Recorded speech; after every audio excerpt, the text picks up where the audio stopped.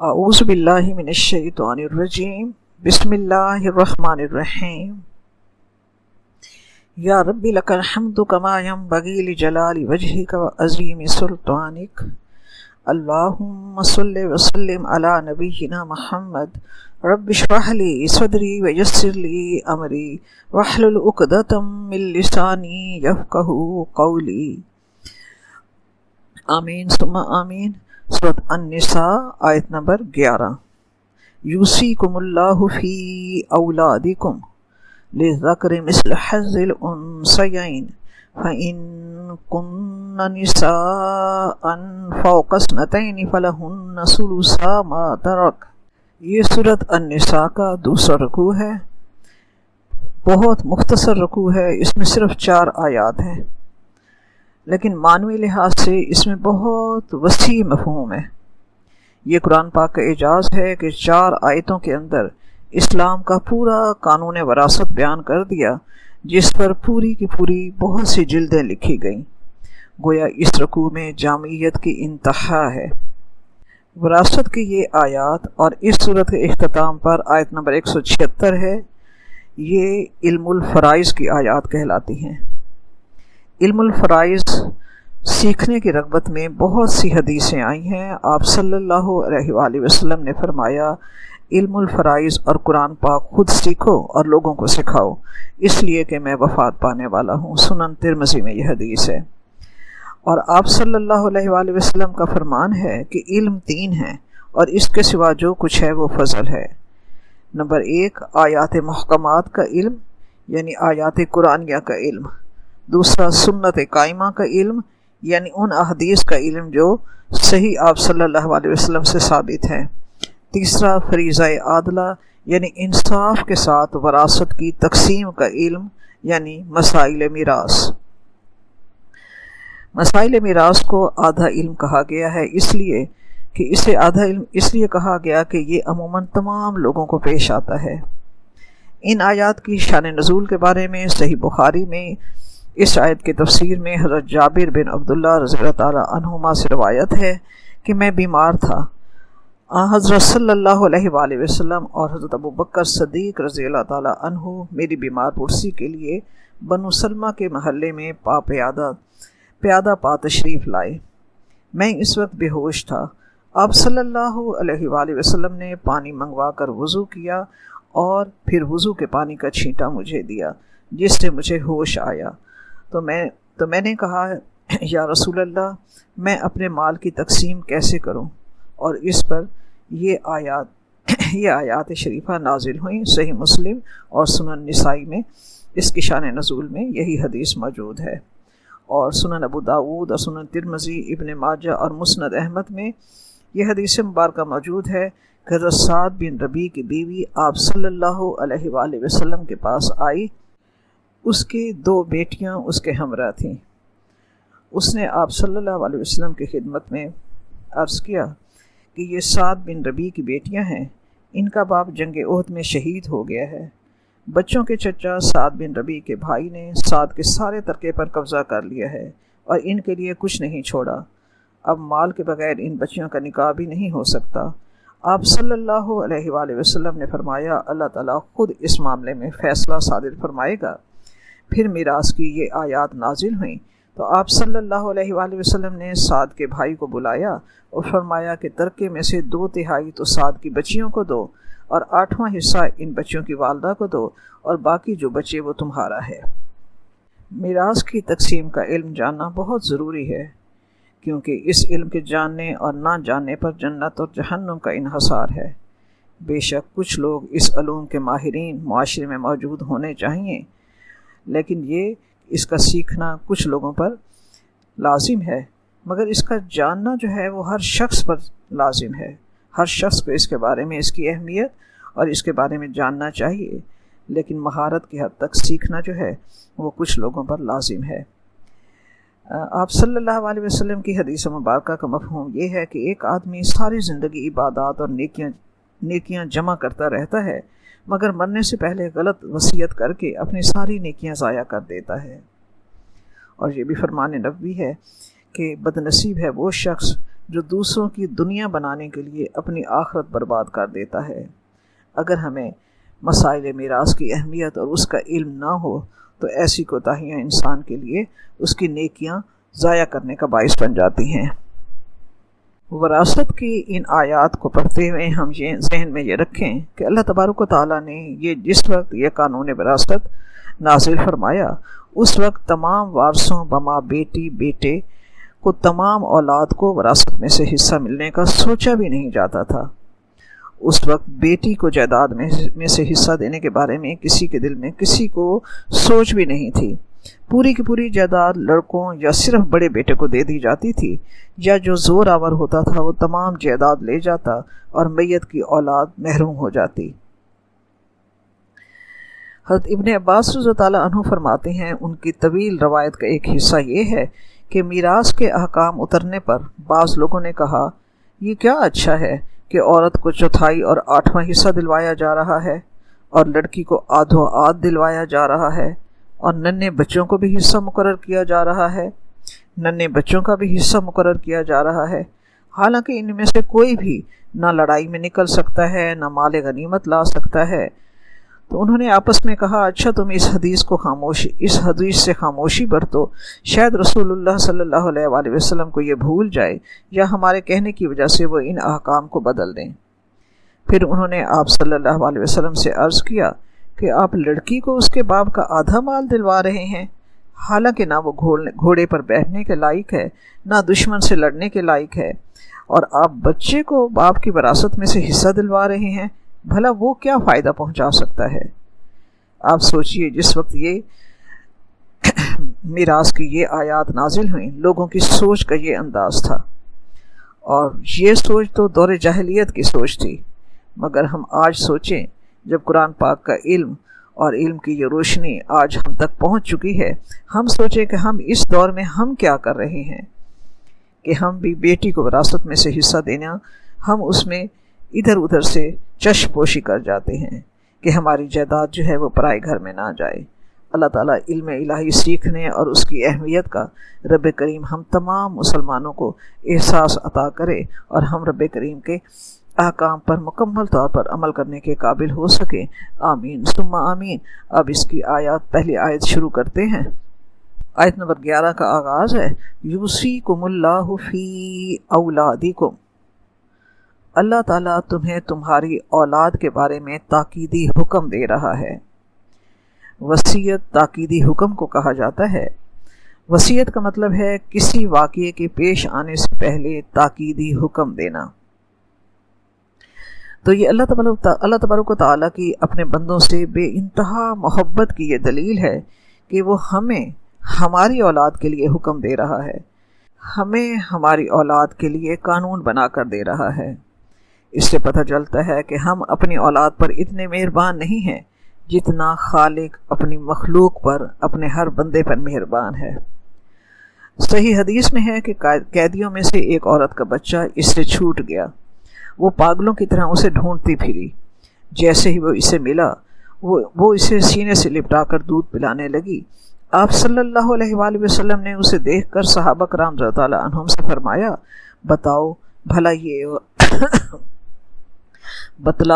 بھلا یہ عورت باوجود اپنے اختیار کے اپنے بچے کو آگ میں ڈال دے گی؟ انہوں نے فرمایا، یا رسول اللہ ہرگز نہیں۔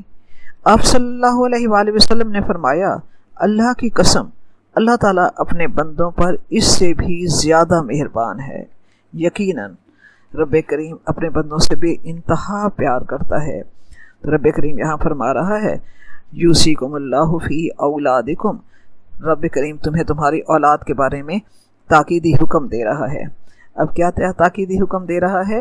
ہم جزو کی صورت میں ایک ایک حصے کو صحیح طور پر ڈیٹیل سے بیان کریں گے۔ اب اس میں پہلا جزو ہے للذکر مثل حظ الانثیین، کہ لڑکے کے لیے حصہ ہے 2 لڑکیوں کے برابر، یعنی میت کے بیٹے کا وراثت میں سے حصہ 2 لڑکیوں کے برابر ہے، بیٹی کا آدھا حصہ اور بیٹے کا دگنا حصہ۔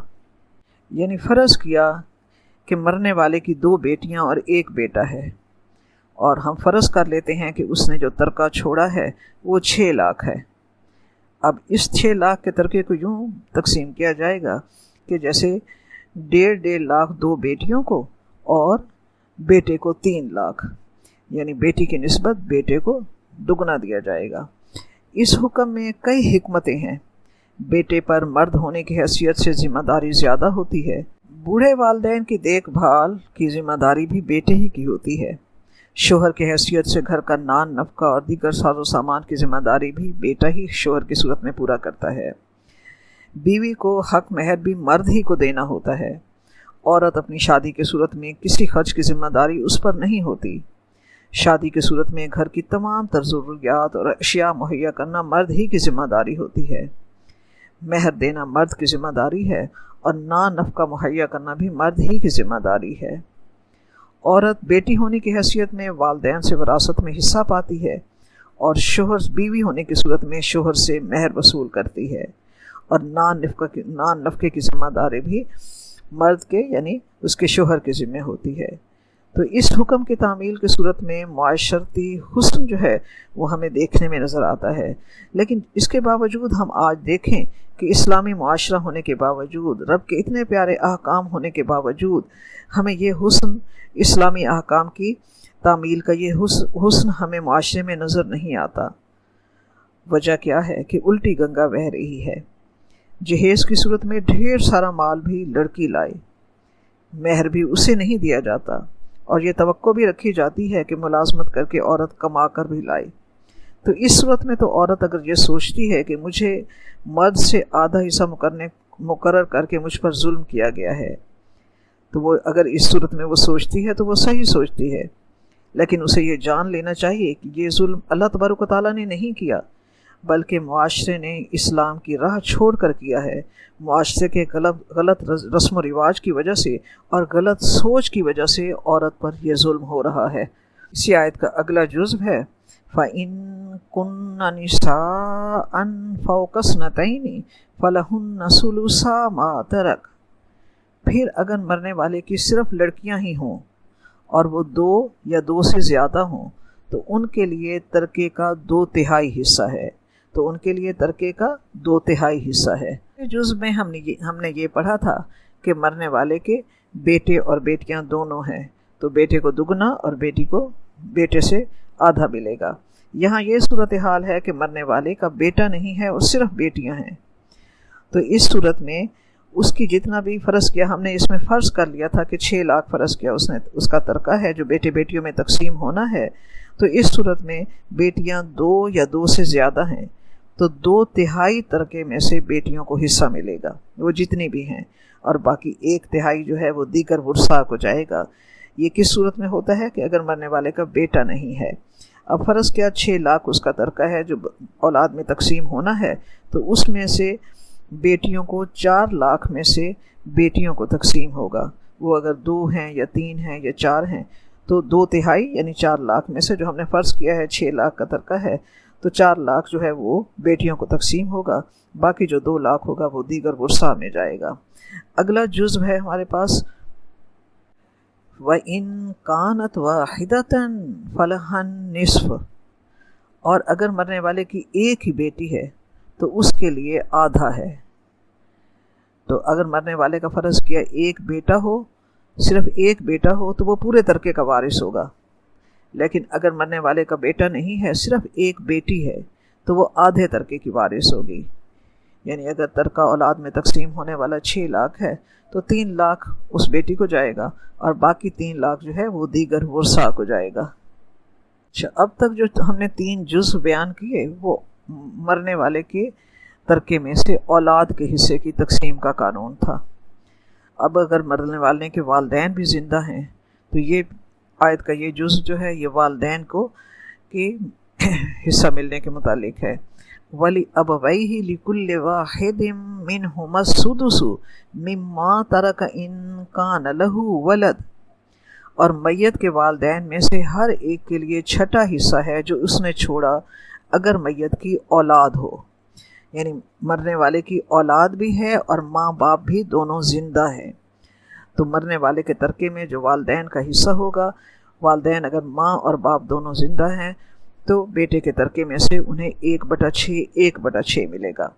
जैसे हमने ऊपर फ़र्ज़ कर लिया था कि 6 लाख की जायदाद है تو پہلے والدین کو 1-1 لاکھ دیا جائے گا، باقی 4 لاکھ جو ہوگا وہ اسی اولاد میں اسی اصول کے تحت تقسیم ہوگا جو پچھلے 3 جز میں ہم نے پڑھا تھا۔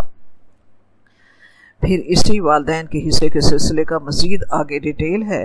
فَإِن لَّمْ يَكُن لَّهُ وَلَدٌ وَوَرِثَهُ أَبَوَاهُ فَلِأُمِّهِ الثُّلُثُ، اور اگر اس کی اولاد نہ ہو اور اس کے وارث ماں باپ ہی ہوں تو اس کی ماں کا 1/3 حصہ ہے، تو ماں کا 1/3 حصہ ہے۔ یعنی مرنے والے کی اولاد نہیں ہے اور والدین زندہ ہیں تو ماں کو 1/3 ملے گا اور باپ کو 2/3 ملے گا۔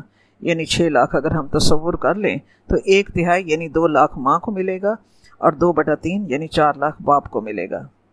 پھر اس کے بعد اگلی ایک مزید صورتحال ہے، فَإِن كَانَ لَهُ إِخْوَةٌ فَلِأُمِّهِ السُّدُسُ، پھر اگر میت کے بہن بھائی ہوں اور اس کی ماں، تو پھر اس کی ماں کا 6واں حصہ ہے۔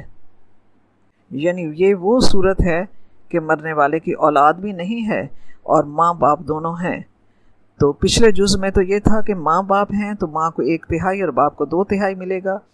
اس جز میں یہ وضاحت کی گئی ہے کہ اگر مرنے والے کے ماں باپ ہیں اور اس کے بہن بھائی بھی ہیں، یعنی اس کے اولاد نہیں ہے لیکن اس کے بہن بھائی ہیں، تو پھر ماں کا حصہ جو ہے وہ تھوڑا سا تبدیل ہو جائے گا۔ یعنی اس صورت میں ماں کو 1/6 حصہ دیا جائے گا، یعنی 6 لاکھ میں سے 1 لاکھ ملے گا اور 5/6 حصہ جو ہے وہ والد کو ملے گا۔ اب ہم یہاں دیکھتے ہیں کہ مرنے والے کے بہن بھائی ہونے کی صورت میں ماں باپ کے حصے میں ایک تبدیلی آئی ہے۔ تو اب بہن بھائیوں کو حصہ تو نہیں ملے گا، باپ کی موجودگی میں بہن بھائیوں کو حصہ نہیں ملے گا، مگر یہ رشتے یعنی بہن بھائی جو ہیں، یہ رشتے جنہیں حصہ مل رہا ہے اس پر اثر انداز ضرور ہوں گے، ان کے آگے آڑ بن جائیں گے۔ یعنی ان رشتوں کو حجاب کہا جاتا ہے کہ ایسا رشتہ جو دوسرے وارث کے حصے پر اثر انداز ہو، یعنی آڑ بن جائے۔ انہیں خود کچھ نہیں ملے گا مگر دوسرے حصے پر اثر انداز ہوں گے۔ یعنی مرنے والے کے ماں باپ ہیں اور ساتھ اگر بہن بھائی بھی ہیں تو ماں کو حصہ کم ملے گا اور باپ کو زیادہ ملے گا۔ ماں کو 1/6 ملے گا، باپ کو 5/6 ملے گا۔ کیوں؟ کہ ان بہن بھائیوں کی کفالت کی ذمہ داری جو ہے وہ باپ پر ہے، تو ماں کو 1/6 اور باپ کو 5/6 ملے گا۔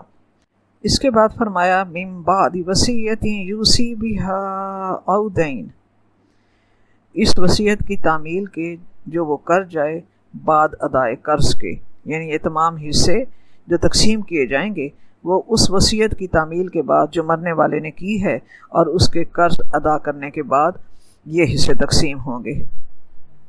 میت کے ورثاء کو میت کے ترکے کی تقسیم سے پہلے یہ کام کرنے ہوں گے کہ مرنے والے کی وصیت کو پورا کرنا اور اس کے قرض کی ادائیگی کو پورا کرنے کے بعد ورثاء میں حصے تقسیم کیے جائیں گے۔ یہ حکم تو قرآن پاک کا ہے۔ سنت نبوی سے جو ہم نے سیکھا ہے اس میں سب ترتیب جو ہے، اس میں جو ترتیب ہے اسے ہم ذہن میں رکھیں کہ سب سے پہلے مرنے والے کی تجہیز و تکفین، اس کی قبر کا خرچہ نکالا جائے گا، اور اس کے بعد جو قرض مرنے والے کے ذمے ہے پھر اس کو قرض اتارا جائے گا، اس کی وراثت میں سے یعنی اس کے ترکے میں سے قرض اتارا جائے گا۔ قرض کی اہمیت واضح ہے، قرض تو قرض ہے، قرض تو شہید کا بھی معاف نہیں ہوتا، اور آپ صلی اللہ علیہ وسلم جس میت پر قرض ہوتا تھا آپ صلی اللہ علیہ وسلم نے اس کا جنازہ بھی پڑھانے سے انکار کیا۔ تو قرض کی اہمیت واضح ہے، تو اس کی تجہیز و تکفین کا خرچہ نکالنے کے بعد دوسرا کام جو پہلے کیا جائے گا وہ اس کا قرض اتارا جائے گا۔ اس کے بعد وصیت جو ہے اس کی تکمیل کی جائے گی جو مرنے والا کر گیا ہے۔ قرض کی ادائیگی کے بعد اگر کچھ نہ بچے تو وصیت پھر بے عمل اور ورثہ کی تقسیم بے عمل ہے۔ پھر ہم دیکھتے ہیں کہ قرض میں اگر مرنے والے نے اپنی تمام تر میراث کی زکوٰۃ نہیں دی ہوئی تو اسی میں سے اس کی زکوٰۃ دی جائے گی۔ اگر مرنے والے نے بیوی کا حق مہر ادا نہیں کیا ہوا تو اس کی ادائیگی بھی قرض کی طرح اس کے ترکے میں سے کی جائے گی۔ باقی تمام احکام یعنی وصیت اور ورثہ کی تقسیم جو ہے وہ اس کے بعد کی جائے گی۔ وصیت جو ہے وصیت 1/3 مال سے زیادہ کی نہیں کی جا سکتی، اور وصیت وارث کے حق میں بھی نہیں کی جا سکتی۔ وارثوں کا حق اللہ تعالیٰ نے خود مقرر فرمایا ہے، سنن ترمذی میں ہے کہ آپ صلی اللہ علیہ وآلہ وسلم نے فرمایا، خطبہ حجۃ الوداع کے دوران آپ صلی اللہ علیہ وآلہ وسلم نے فرمایا کہ اللہ عز و جل نے ہر صاحب حق کا حق مقرر کر دیا ہے،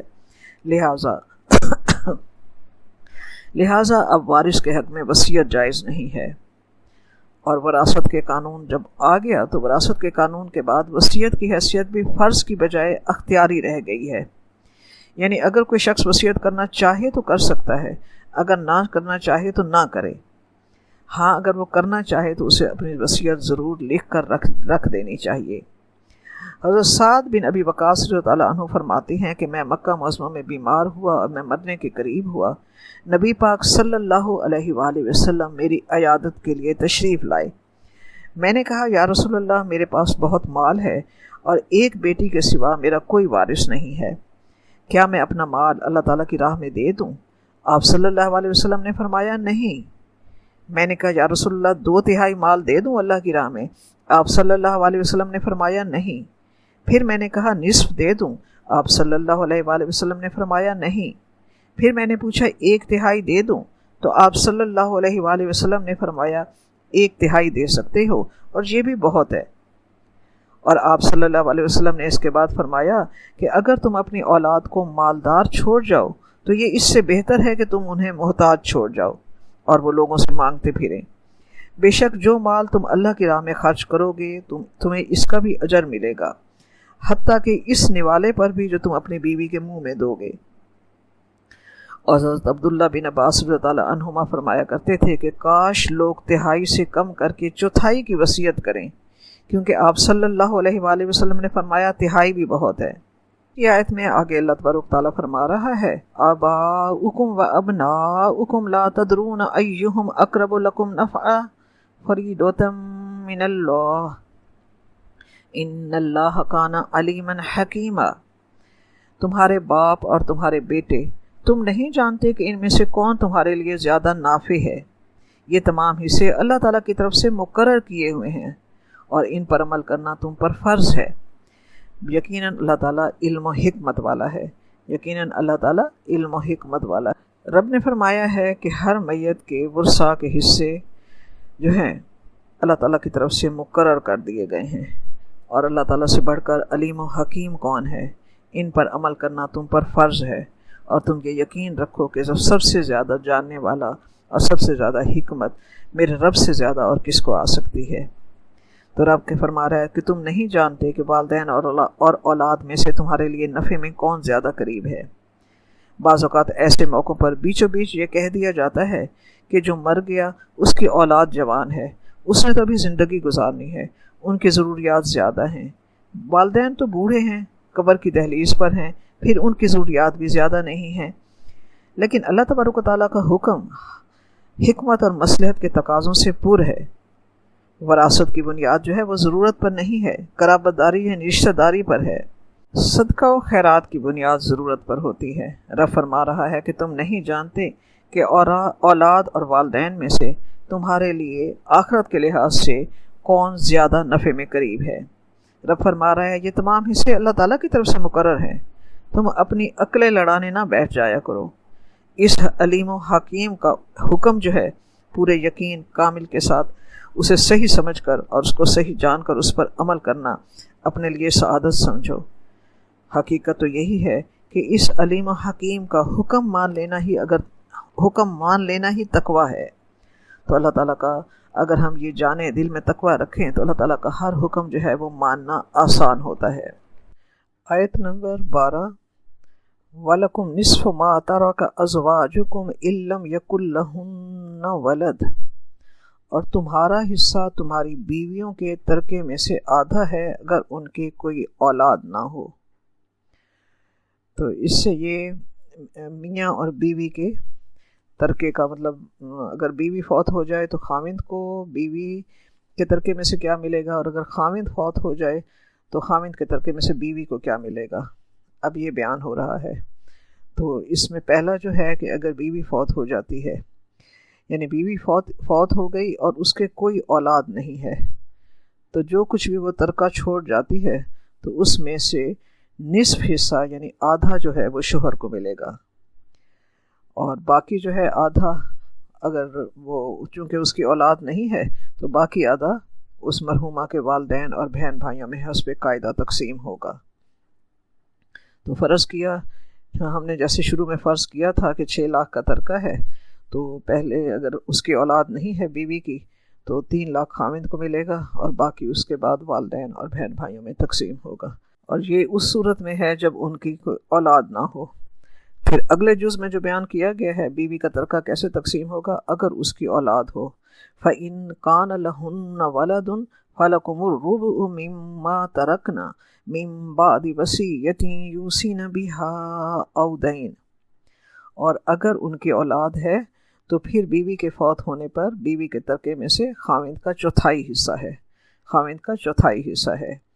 پھر یہاں بھی وہی تاکید ہے جو پہلے اولاد اور والدین کے ترکے کی تقسیم کے بعد جو تاکید کی گئی تھی کہ یہ سب کچھ اس کی وصیت کی تعمیل کے بعد ہوگا اور اس کے قرض ادا کرنے کے بعد ورثاء میں حصے تقسیم ہوں گے، یعنی سب سے پہلے میت کی تجہیز و تکفین، اس کے بعد اس کے قرض کی ادائیگی ہوگی اس کے ترکے میں سے، اس کے بعد جو اس نے وصیت کی ہے اس کی ادائیگی ہوگی، اور اس کے بعد ورثاء میں حصے تقسیم ہوں گے۔ اب اسی آیت نمبر 12 میں جو اگلا جز بیان ہو رہا ہے وہ صورت ہے جب خامند فوت ہو جائے تو بیوی کو خامند کے ترکے میں سے کیا حصہ ملے گا۔ اس کی بھی 2 صورتیں ہیں۔ پہلی بیان ہو رہی ہے وَلَهُنَّ الرُّبُعُ مِمَّا تَرَكْتُمْ إِن لَّمْ يَكُن لَّكُمْ وَلَدٌ، اور اگر اولاد نہیں ہے تو خامند کے فوت ہونے کے بعد بیوی کا خامند کے ترکے میں سے چوتھائی حصہ ہے۔ خامند کے فوت ہو جانے کے بعد بیوی کا خامند کے ترکے میں سے چوتھائی حصہ اس صورت میں ہے کہ اگر ان کی اولاد نہیں ہے، چوتھائی بیوی کو جائے گا، باقی جس طرح پہلے تقسیم ہوا ہے والدین اور اس کے بعد بہن بھائیوں میں، اگر یہ اولاد نہیں ہے بہن بھائیوں کی طرف تب جائے گا جب اولاد نہ ہو، ورنہ صرف بنیادی جو وراثت کے مالک ہوتے ہیں وہ اولاد، ماں باپ اور میاں بیوی۔ پھر اگر اولاد نہیں ہے یا بیٹا نہیں ہے تو پھر دیگر ورثہ میں ان تین کے علاوہ پھر دیگر ورثہ میں تب جاتا ہے۔ اچھا، اور اسی خامند کے فوت ہو جانے کے بعد پہلی صورتحال تو بتائی گئی ہے نا کہ اگر ان کی اولاد نہیں ہے تو بیوی جو ہے وہ چوتھائی ترکے کی مالک ہوگی۔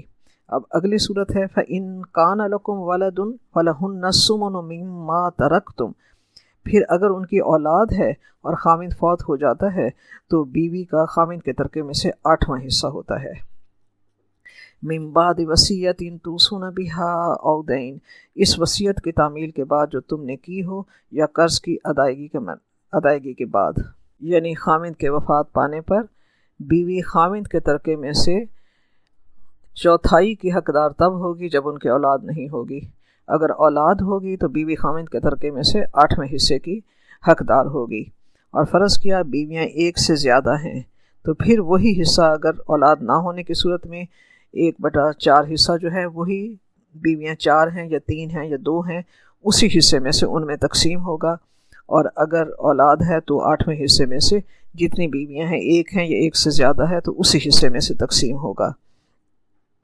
اگر بیوی کو طلاق دے دی ہے اور ابھی طلاق رجعی ہے تو اور عدت نہیں گزری اور خامند وفات پا جائے تو بیوی ترکے میں سے اس کی وارث ہوگی، لیکن اگر طلاق دے دی ہے اور طلاق بائن ہو چکی ہے تو بیوی خامند کے ترکے میں سے حقدار نہیں ہوگی۔ ہاں، اگر نکاح ہو چکا ہے اور رخصتی نہیں ہوئی تو بھی اگر خامند وفات پا جاتا ہے تو بیوی خامند کے ترکے کی حقدار ہوگی۔ اب اسی آیت نمبر 12 میں ایک اور قسم بتائی گئی ہے ترکے کی تقسیم کی۔ وَإِن كَانَ رَجُلٌ يُورَثُ كَلَالَةً أَوِ امْرَأَةٌ وَلَهُ أَخٌ أَوْ أُخْتٌ فَلِكُلِّ وَاحِدٍ مِّنْهُمَا السُّدُسُ، اور اگر کوئی شخص جس کی وراثت تقسیم ہو رہی ہے وہ کلالہ ہو یا وہ کلالہ عورت ہو یا کلالہ مرد ہو، تو اور اس صورت میں اگر اس کا ایک بھائی اور ایک بہن ہے تو اس میں سے ہر ایک کے لیے 6واں حصہ ہے، تو اس بھائی یا بہن کو 1/6 ملے گا، باقی دیگر ورثاء میں جائے گا۔ کلالہ کا مطلب ہے کند ہونا، بے وقوف ہونا۔ کلالہ کا مادہ ہے کاف لام لام۔ اکلیل ایسی چیز کو کہتے ہیں جو کناروں سے تو گھیر لے مگر اوپر سے خالی ہو، جیسے عرب جو کپڑا پہنتے ہیں سر پر اسے فٹ کرنے کے لیے اوپر سے جو کالی ڈوری نما چیز فٹ کر لیتے ہیں وہ اوپر سے خالی ہوتی ہے، وہ اکلیل ہوتی ہے۔ کلالہ اس مرد یا عورت کو کہا جاتا ہے جس کی نہ تو اولاد ہو اور نہ ماں باپ ہو، یعنی جس کی نہ جڑ ہو نہ شاخیں ہوں۔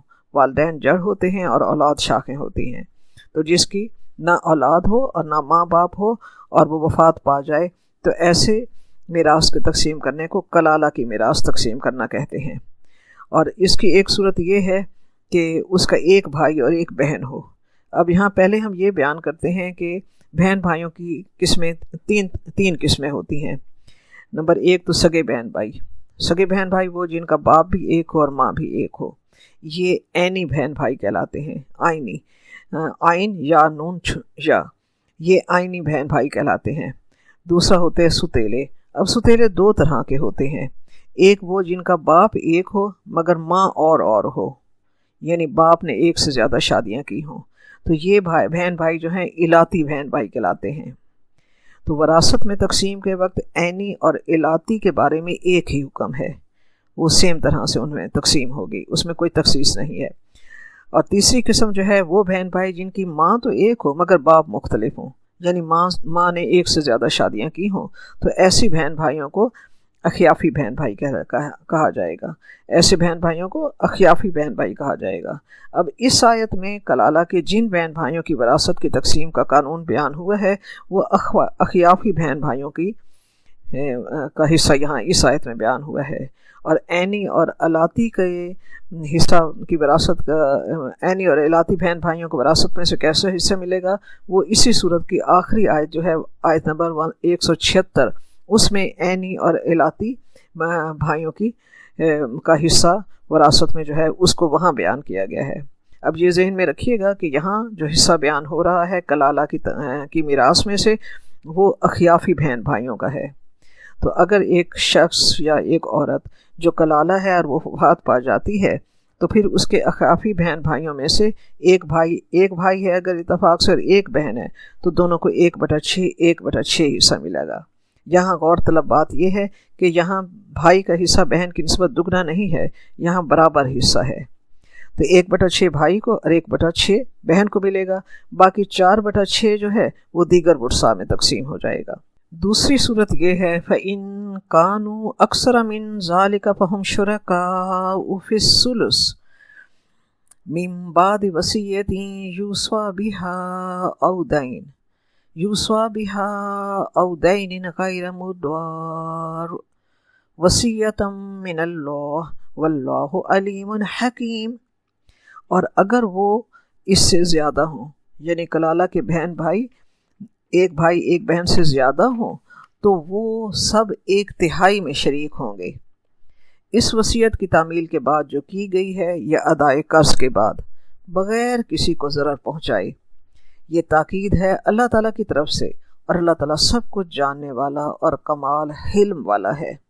اس میں یہ بیان کیا گیا ہے کہ کلالہ کے بہن بھائی، اخیافی بہن بھائی، ایک بہن اور ایک بھائی سے زیادہ ہیں تو وہ کل ترکے میں سے 1/3 میں سے حصہ لیں گے، چاہے وہ 4 ہیں یا 6 ہیں یا 3 ہیں، تو وہ کل ترکے میں سے 1/3 کا حصہ لیں گے۔ یعنی اگر 6 لاکھ کا ترکہ ہے تو 1/3 یعنی 2 لاکھ جو ہے وہ ان سب میں تقسیم ہوگا اور باقی 2/3 دیگر ورثاء میں۔